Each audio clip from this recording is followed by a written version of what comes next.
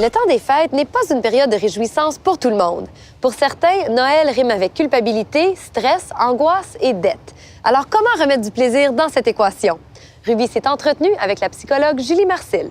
Je te dirais que la clé, puis c'est pas facile, mais c'est de se mettre en priorité. OK? Donc, c'est vraiment d'essayer de penser à nous, à notre famille, de faire des priorités dans le sens que si on a plein d'événements ou plein de situations, on essaie de dire, OK, si j'avais le choix pour une, qu'est-ce que je ferais? Si j'avais le choix pour une deuxième, qu'est-ce que je ferais? Puis ceux qui sont en bas de notre liste, bien, malheureusement, il faut dire non.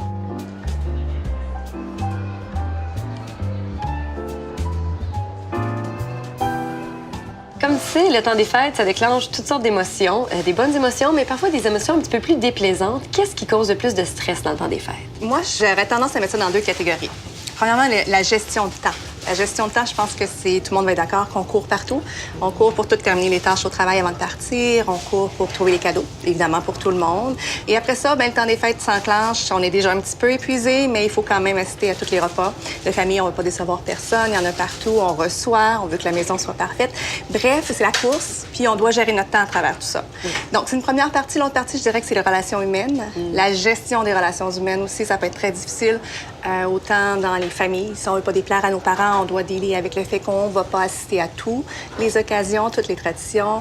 Autant avec notre conjoint, on doit négocier sur quelle famille on va, quand. Si on a des familles reconstituées, c'est encore pire. Qui aura Noël, qui aura le jour de l'an. Exactement. On doit partager les enfants, ça devient compliqué. Puis même gérer nos enfants dans ce temps-là, ça devient plus difficile parce que leur horaire est vraiment pas la même qu'habitude. La routine n'est pas la même. Donc, la gestion humaine, je pense aussi, ça devient un défi. Comment on fait pour ne pas perdre la boule dans tout ça? Faut apprendre à dire non. Dire non, c'est pas quelque chose de facile, instantané pour la majorité des gens.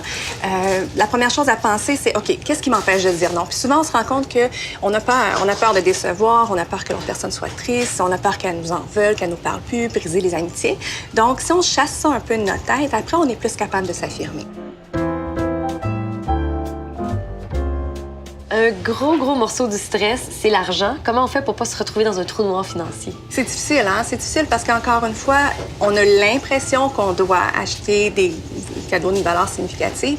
Donc, c'est pas nécessairement de dépenser beaucoup dans le temps des fêtes, c'est vraiment d'essayer de réunir les gens qu'on aime le plus possible, d'avoir des activités significatives avec les enfants. Ils vont plus se souvenir d'être allés glisser en famille le 24 que du Transformers super spécial qu'ils ont reçu ce Noël-là. Avec toutes les émotions qu'on peut ressentir, tous les stress, oppressions et tout ça, c'est probablement parce qu'on idéalise beaucoup dans le temps des fêtes. Pourquoi est-ce qu'on idéalise? Pourquoi est-ce qu'on est supposé d'être heureux? Je pense que tu réponds en disant on est supposé d'être heureux. Ouais. Je pense que c'est une fausse impression qu'on a, puis c'est donné effectivement par les films qu'on a dans le temps des fêtes. C'est tout le temps des familles heureuses qui se retrouvent, qui ont beaucoup de plaisir.